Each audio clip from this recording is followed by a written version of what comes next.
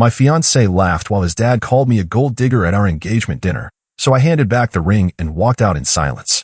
I, 28 female, just walked out on my fiancé, 30 male, of 2 years after what was supposed to be our celebratory engagement dinner last night. I'm sitting alone in my apartment right now, still in the dress I wore, mascara streaked down my face, trying to make sense of everything that happened. Alex and I met 3 years ago at a charity fundraiser. He works in finance, comes from old money, and moves in circles I never did growing up. I'm a public school teacher who paid my own way through college with scholarships and part-time jobs. Despite our different backgrounds, we connected instantly. He was charming, intelligent, and seemed to value my independence and passion for education. I fell hard for him, and he seemed just as in love with me.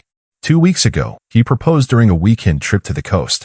It was intimate, romantic, and everything I could have dreamed of. I said yes without hesitation. The ring was gorgeous, an emerald-cut diamond that must have cost a fortune. I was floating on air, excited to start our life together. Last night was our official engagement dinner with his family at Le Jardin, one of the most expensive restaurants in the city. I'd met his parents a handful of times before, always feeling slightly uncomfortable around his father, Edward, a stern investment banker who rarely smiled. His mother, Cynthia, was polite but distant, the type who measures worth by family lineage and country club memberships. I spent hours getting ready, wanting to make a good impression. I wore a navy blue dress I'd saved 3 months to buy, did my hair in an elegant updo, even borrowed my roommate's pearl earrings. I wanted so badly for them to see me as worthy of their son. The evening started well enough. Champagne was poured, congratulations offered. Alex held my hand under the table, squeezing it reassuringly whenever I seemed nervous. Then, during the main course, Edward cleared his throat and fixed his gaze on me.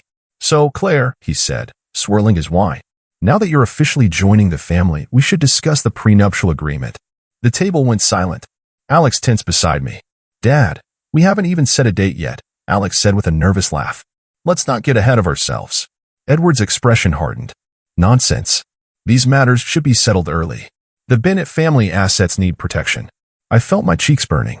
"I understand the need to protect family assets," I said carefully. "I don't have any issue with a fair prenup." Cynthia gave me a thin smile. "How pragmatic of you. Well, you've certainly landed on your feet, haven't you?" Edward continued, his tone growing sharper. "A schoolteacher marrying into the Bennett fortune. Your mother must be thrilled.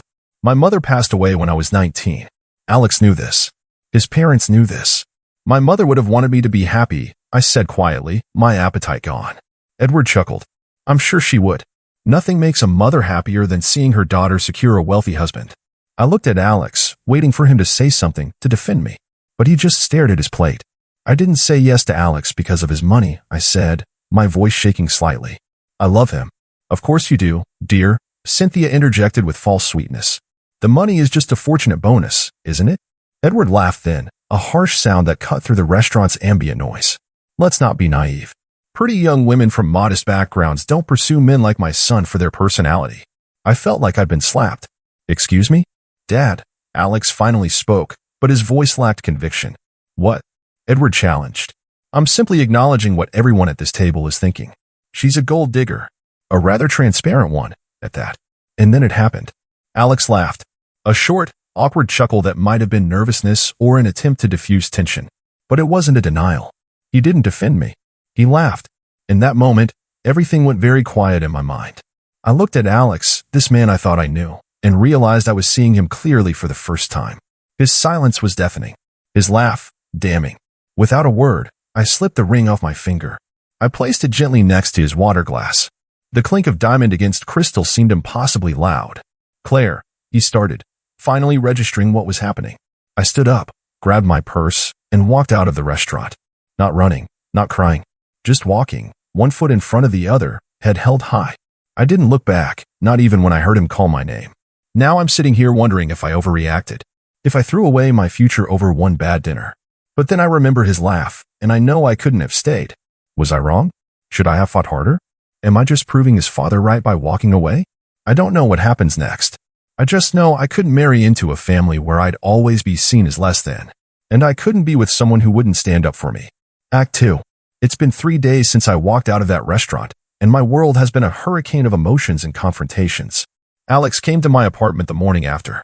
I was still in my pajamas, eyes swollen from crying, when I heard his persistent knocking. Part of me wanted to ignore him, but I needed closure.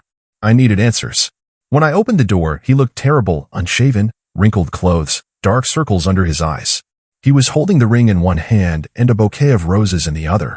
Classic Alex, thinking grand gestures could paper over fundamental problems. "Please," he said, his voice hoarse. "Let me explain." I let him in, but kept my distance, arms crossed over my chest like armor. "I'm sorry about last night," he started. My father was completely out of line. He had too much to drink, and you know how he gets. "Do I?" I asked. "Because in the 3 years we've been together, you've never once mentioned that your father thinks I'm a gold-digging opportunist." He winced. "He doesn't really think that." "Yes, Alex. He does. And what hurts more than his words is that you sat there and let him say them." You laughed.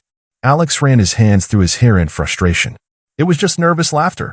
What was I supposed to do? Cause a scene in the middle of Le Jardin? You were supposed to defend me." My voice cracked with emotion. "You were supposed to tell your father that I'm the woman you love, that I've never asked you for money, that I've worked hard my entire life. You were supposed to be on my side." He placed the ring on my coffee table. "I am on your side, Claire. Always. I love you."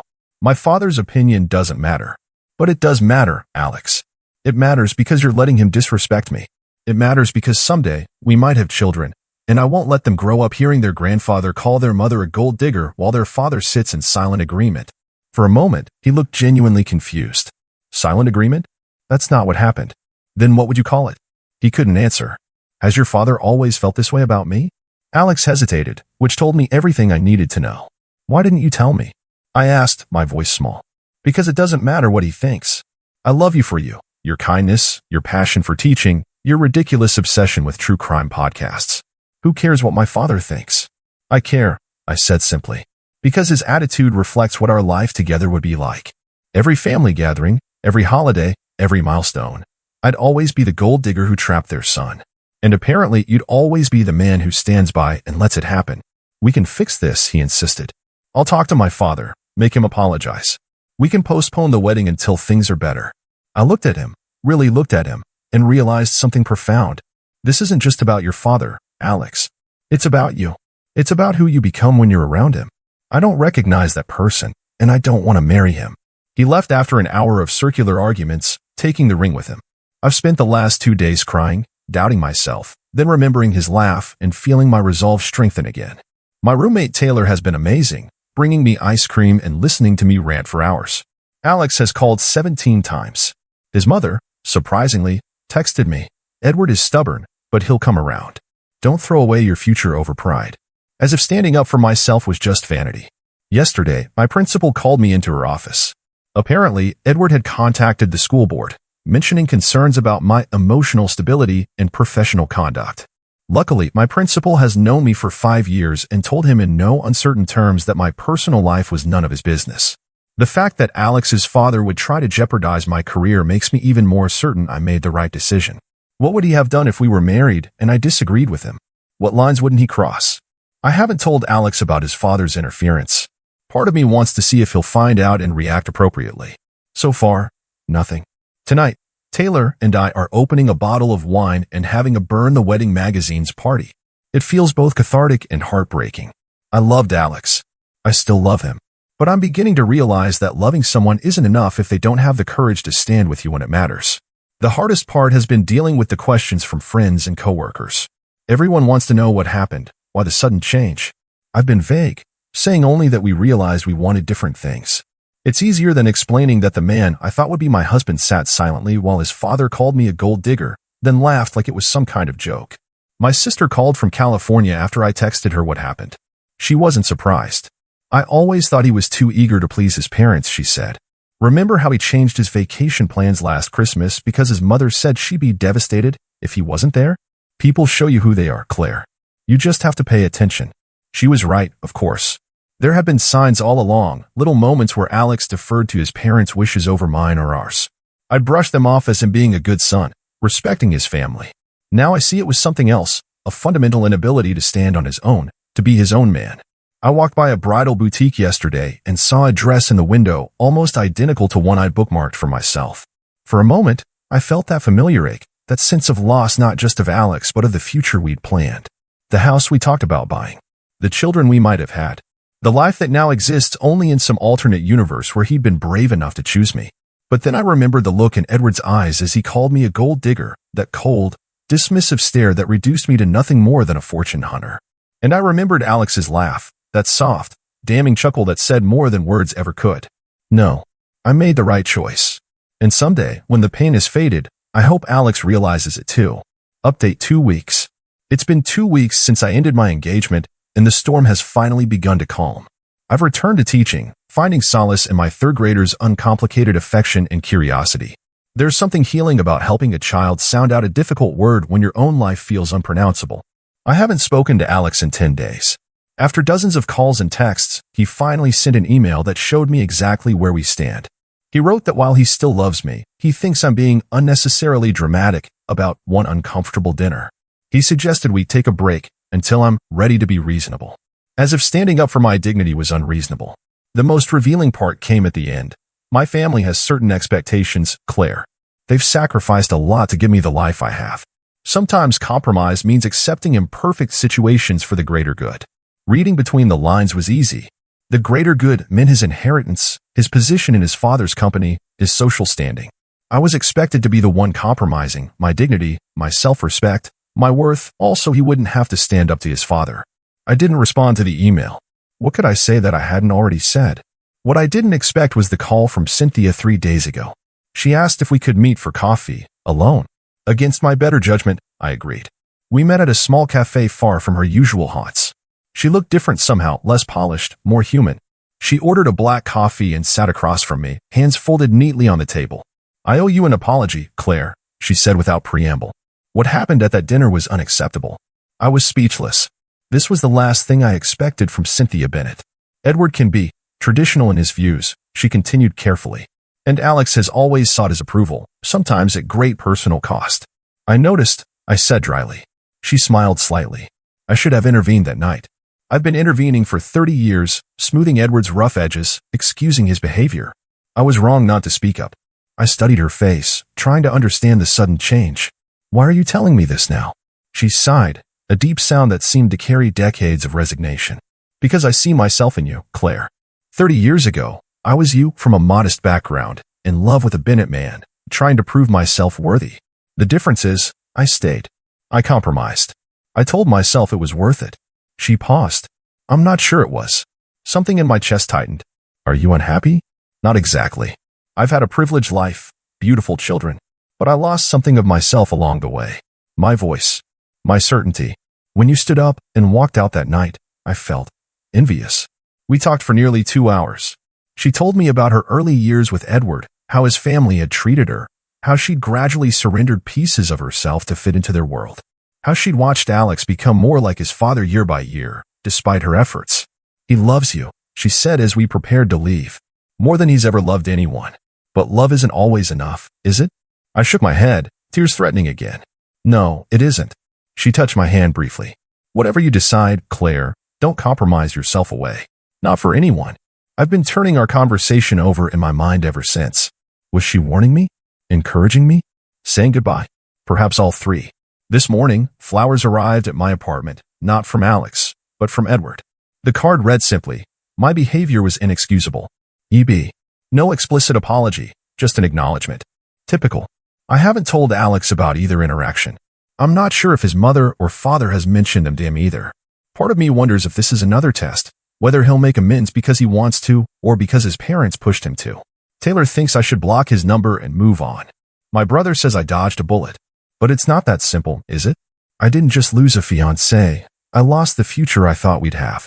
The home we'd planned. The children we'd discussed. Dreams don't die quietly. Every morning, I check my left hand automatically, still expecting to feel the weight of that ring. Its absence remains both a sorrow and a relief. Update 1 month. 1 month since the engagement dinner, and life has taken several unexpected turns. Last weekend, I was packing my apartment. I decided to move to a smaller place since I could no longer afford this one without Alex's contribution when he showed up unannounced. Seeing him in the doorway, surrounded by half-filled boxes and packing tape, made my heart lurch painfully. You're moving? He asked, looking stricken. I can't afford this place on a teacher's salary, I said simply. He looked around at the dismantled life we'd planned together. I'll keep paying my share. You don't have to move. Yes, I do. I set down the books I was packing. What are you doing here, Alex? He'd come to tell me he'd quit his job at his father's firm. He'd accepted a position at a smaller financial advisory company on the other side of the city. He handed me a letter, his father's bewildered, angry response to his resignation. I should have done this years ago, he said quietly. Been my own man instead of his echo. I invited him in, made coffee, and we talked, really talked, for the first time in years. He admitted he'd spent his life seeking his father's approval, even when it meant compromising his own values. He acknowledged how deeply he'd hurt me by not defending me, not just at that dinner, but countless times before in smaller ways I hadn't even noticed. I don't expect you to take me back, he said. I just wanted you to know that you were right. About all of it. I didn't know what to say. Part of me wanted to fall into his arms, tell him we could start over. Another part remembered the look on his face when his father called me a gold digger, that momentary flash of consideration before the nervous laugh, as if he'd entertained the possibility. I need time, I told him. I'm proud of you for standing up to your father, but this isn't just about him. He nodded, understanding. Take all the time you need. I'll be here if you're ready. After he left, I sat among my boxed up belongings, feeling strangely calm. For the first time in weeks, the future didn't seem like a vast, terrifying void. 2 days later, Cynthia invited me to lunch. She told me Edward was beside himself over Alex's decision. She seemed different, lighter somehow, with a spark in her eyes I hadn't seen before. Edward doesn't understand why Alex would walk away from everything for, she paused, for a woman. For himself, I corrected gently. He did it for himself? She smiled. Yes, I suppose he did. Before we parted, she pressed something into my hand, a small velvet pouch. Inside was a vintage sapphire ring. This was my grandmother's, she explained. Edward never liked it, said it wasn't impressive enough for a Bennett wife. But it's the only thing I have from my family. She closed my fingers around it. Whether you and Alex find your way back to each other or not, I want you to have it. A reminder to keep your own light, even when others try to dim it. I tried to refuse, but she insisted. It wasn't an engagement ring, she said. It was solidarity between women who understood each other. I'd end up moving, but not to the smaller apartment I'd planned. My friend Tara needed a roommate in her house across town, further from Alex, closer to my school, with a garden where I can grow the herbs I've always wanted to try. It feels right, making decisions based solely on what I want, not what fits into someone else's life. Alex and I have been talking cautiously, honestly. No grand gestures, no pressure. Just coffee once a week, conversations that peel back layers of assumptions and expectations we never examined before. He's different away from his family's shadow, funnier, more relaxed, more genuinely himself. Last week, he asked if we could try again, start fresh. I told him I wasn't ready, that I needed to know who I am without him before I could consider who I might be with him. I understand, he said, and I believe he really did. I'm wearing Cynthia's sapphire ring on my right hand today, not as a promise to anyone else, but as a promise to myself to never silence my own voice, to never compromise my worth, to never accept being seen as less than I am. I don't know if Alex and I will find our way back to each other. I don't know if the changes he's making will last. I don't know if I can ever fully trust him again. But I do know this. Walking out of that restaurant was the most difficult and most necessary thing I've ever done. Sometimes the hardest steps to take are the ones that lead you back to yourself. Update 6 months. 6 months have passed since that fateful dinner, and it feels like both yesterday and a lifetime ago. I'm sitting on the porch of my new house. Yes, my house, a small craftsman with blue shutters and a maple tree in the front yard. I used the money I'd been saving for the wedding as a down payment instead. Every mortgage payment feels like an affirmation. This is mine, earned by me, chosen by me. Alex and I tried. We really did. For 3 months, we rebuilt our relationship from the ground up, honest conversations, couples therapy, careful boundaries. He remained at his new job despite his father's increasing pressure to return to the family business. He joined a support group for adults dealing with controlling parents. He was doing everything right. And yet, something fundamental had shifted. Each time he took me to dinner, I found myself scanning the restaurant, tensing at the sight of older men who resembled Edward. Each time he introduced me to colleagues, I analyzed their expressions for traces of judgment or dismissal. The trust that had been broken wasn't repairing, despite both our efforts. 2 months ago, we were having dinner at my house when I finally found the courage to say what I'd been feeling. I don't think we can fix this, I said quietly. He set down his fork, his expression sad but not surprised. Because of my father? No, I answered truthfully. Because of us. Because now I know what I need in a partner, and you know what you need to become for yourself. And I don't think we can give each other those things while we're together. He nodded slowly. I was afraid you'd say that. I felt it too. We cried together that night, mourning not just what we'd lost, but what we'd learned too late. He kissed me goodbye at my door, returned Cynthia's sapphire ring when I tried to give it back, and walked out of my life with dignity and grace. Edward sent a brief, formal note. Alex informs me of your final separation. I wish you well in your future endeavors. Coming from him, it was practically a warm embrace. Cynthia and I still meet for coffee occasionally. She started painting again, something she gave up when she married into the Bennett family.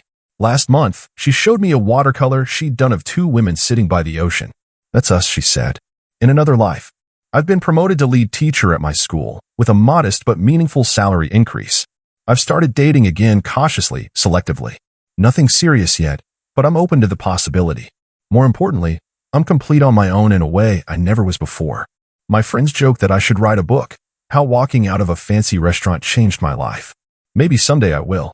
For now, I'm content to sit on my porch, watching the leaves change color on my maple tree, feeling the weight of Cynthia's ring on my right hand, a reminder of the woman who didn't walk out, and the woman who did. Last week, I ran into Alex at a coffee shop downtown. He was with a woman I didn't recognize, laughing at something on her phone. He looked up and saw me, his smile faltering just slightly before recovering. We exchanged pleasantries, brief updates. As I turned to leave, he touched my arm gently. Thank you, he said simply. For what? For having the courage I didn't. For showing me what it looks like to value yourself. I smiled, a genuine smile without the ache that had accompanied thoughts of him for so long. Take care of yourself, Alex. I am, he replied. For the first time, I really am. Walking away, I felt the final piece of a complicated puzzle fall into place. Sometimes loving someone means leaving them. Sometimes the happily ever after isn't the fairy tale we imagined, but the reality we build for ourselves, brick by brick, choice by choice. I slipped the sapphire ring off my finger and into my pocket. I didn't need the reminder anymore. I had become the reminder of strength, of worth, of the power of walking away when staying would cost too much. Was it all worth it? The pain, the loss, the starting over? As I unlock the door to my little blue house, mine alone, I know the answer with bone-deep certainty. Yes. 1,000 times, yes.